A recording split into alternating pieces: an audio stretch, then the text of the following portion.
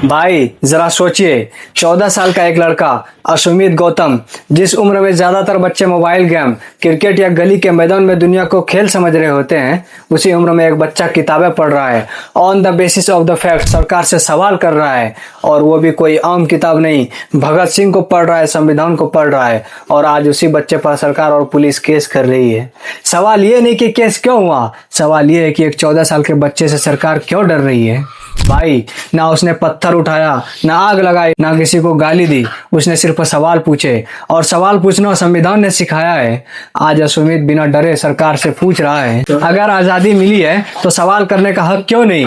यही बात सिस्टम को चुभ रही है, क्योंकि जब बच्चा सवाल करने लगे तो आने वाला कल गुलाम नहीं रहता। याद रखिए, भगत सिंह भी इसी उम्र में सोचने लगे थे। फर्क सिर्फ इतना है कि तब अंग्रेज थे और आज सवाल पूछना भी अपराध बनाया जा रहा है। अगर संविधान पढ़ना गुनाह है तो स्कूल बंद कर दो, अगर सवाल पूछना गुनाह है तो लोकतंत्र शब्द हटा दो। लेकिन एक बात तय है, आप अश्मित को केस से डरा सकते हो लेकिन उसके सोच को नहीं, क्योंकि जब बच्चा 14 साल में संविधान समझ गया, वो आने वाले सालों में पूरा सिस्टम समझ लेगा। ये सिर्फ एक बच्चे की लड़ाई नहीं, ये सवाल पूछने वाले हर नागरिक की लड़ाई है।